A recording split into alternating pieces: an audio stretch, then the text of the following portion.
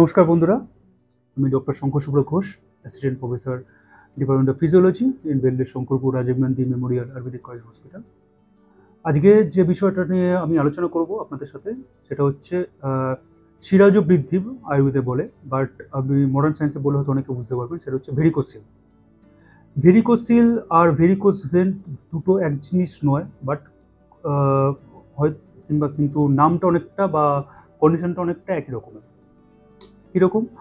Varicocele, যে আপনার যে স্ক্রোটামটা আছে, সেই স্ক্রোটামে যখন ভেরিকোস ভেনগুলো খুব একটা এগিয়ে আসবে, মানে এনলার্জ হয়ে যাবে, সেই কন্ডিশনকে আমরা বলছি ভেরিকোসিল। ঠিক আছে? তো এটা সাধারণত হয় আপনার দুটো আমাদের টেস্টিকেলস থাকে, রাইট অ্যান্ড লেফট টেস্টিকেলসে বেশি হয় এটা। এবং যদি আমি বলি 100 জনের মধ্যে হয়তো 10 জনের হতে পারে এই কন্ডিশনটা, বা 15 জনের হতে পারে। কিন্তু ইনফার্টিলিটি ডেভেলপ করার চান্স 40% থাকে যদি এই কন্ডিশনটা হয়। 40% মিনস যদি 100 জনের যদি 15 জনের মধ্যে হয়, সেই 15 জনের মধ্যে 40% চান্স আছে ইনফার্টিলিটি ডেভেলপ করা এই ভেরিকোসিলের জন্য। ঠিক আছে? তো কীরকম এটা আপনি বুঝবেন কী করে যে আপনার এটা হয়েছে বা এরকম কন্ডিশনস হয়েছে? এটা হচ্ছে আপনি যদি আপনার টেস্টিকলস বা লেফট টেস্টিকলস আপনি যখন ধরবেন, এরকম মনে হবে যে একটা কিছু কৃমি বা কিছু পোকামাকড় যুক্ত একটা ছোট পাউচ ব্যাগ আপনাকে দেওয়া হয়েছে, সেটা আপনি হাতে ধরে আছেন, এরকম মনে হবে। তো আর যখন আপনি এটাকে প্যালপেট করবেন বা আপনি এটাকে টাচ করবেন, সেটা একটুখানি ফুলে থাকবে বা একটুখানি টেন্ডার টাইপের থাকবে জিনিসটা। ডায়াগনোসিস কিছু একটাই ক্রাইটেরিয়া আছে এটাকে বোঝার জন্য ভেরিকোসিল, সেটা হচ্ছে Doppler study of the rectum. যদি আপনি রেকটাম ড্রপলার স্টাডি করান, তাহলে এই ভেরিকোসিলটা ডায়াগনোসিস হতে পারে। এবার আমি আসি যে ট্রিটমেন্টে আছে। ট্রিটমেন্টে এটাকে 3টে ভাগে ভাগ করা যায়: ফার্স্ট ডিগ্রি, সেকেন্ড ডিগ্রি এবং থার্ড ডিগ্রি। আপনি কতটা অবধি মেডিসিনে কাজ করবে সেটা হচ্ছে ফার্স্ট অ্যান্ড সেকেন্ড ডিগ্রি।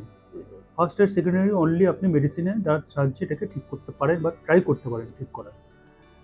কিন্তু যখন থার্ড ডিগ্রিতে চলে যাবে, তখন কিন্তু এটার কোনো মেডিসিন দ্বারা হবে না, সেটা আপনার সার্জারিতে যেতে হবে। ঠিক আছে? এবার first degree, second degree, third degree আপনি কী করে বুঝবেন? অবশ্যই আপনি বুঝবেন না, আপনার যে মেডিকেল প্র্যাকটিশনার বা আপনি যাকে দেখাচ্ছেন সে বুঝবে এটা কোন জায়গাতে আছে। তো এর সঙ্গে কী কী ট্রিটমেন্ট করা যেতে পারে? ট্রিটমেন্ট প্রথমে বলি, আমাদের যে পঞ্চকর্ম লাইন অফ ট্রিটমেন্ট, সেটা হচ্ছে আপনি এখানে স্নেহন করাতে পারেন সুকুমার ঘৃত দিয়ে। এছাড়া আপনি অভ্যঙ্গ করানো যেতে পারে শিরোবলয় তৈল দিয়ে, শিরোধূম করা যেতে পারে এবং বিরোচন করানো যেতে পারে। বিরোচন আপনি ত্রিবৃত লেহ 30 to 40 গ্রাম গরম দুধের সঙ্গে দিয়ে এটাকে বিরোচন করানো যেতে পারে ভেরিকোসিলে। মেডিসিন আপনি এর সঙ্গে নিত্যানন্দ রস দিতে পারেন, 2টো করে দিন 2বার খাওয়ার পরে। কৈশোর গুগগুলো ব্যবহার করা যেতে পারে, এটাও খুব ভালো কাজ করে, কৈশোর গুগগুলো 2টো করে দিনে 2বার খাওয়ার পরে। এবং আপনি ধরুন পিণ্ড তৈল দিয়ে ম্যাসাজ করতে পারেন ওই জায়গাটা দিয়ে, পিণ্ড তৈল দিয়ে। এবার আমি আসি যে আপনি কী কী ডায়েট আর রেজিমেন্ট ফলো করবেন এই ভেরিকোসিল থেকে মুক্ত রাখার জন্য। সেটাই ফলো করবেন যেটা কিছু কিছু মুভমেন্টস যেটা থাকে, যেমন হচ্ছে কাপল মুভমেন্টস থাকে, মানে আপনার যদি পার্টনার যদি থাকে, সেই পার্টনারের সঙ্গে যে জয়েন্ট মুভমেন্টসগুলো আছে, সেগুলো যদি আপনি কোনো একটা যোগা প্র্যাকটিশনারের কাছে ট্রেনিং নেন বা দেখেন, সেই কাপল মুভমেন্টসগুলো করার চেষ্টা করবেন। এছাড়াও কিছু আসন, যেমন ধনুরাসন, হলাসন, সর্বাঙ্গাসন, পশ্চিমোত্তানাসন, হ্যাঁ, পদ্মকোণাসন, পদ্মাসন, এগুলো আপনি ডে টু ডে বেসিসে প্র্যাকটিস করতে পারেন। এর সঙ্গে কিছু প্রাণায়াম আপনি করতে পারেন, যেমন অনুলোম বিলোম প্রাণায়াম, নাড়ি শুদ্ধি প্রাণায়াম, ভস্ত্রিকা প্রাণায়াম, প্রত্যেকটাই কিন্তু খুব ভালো উপকারী ভেরিকোসিলের জন্য।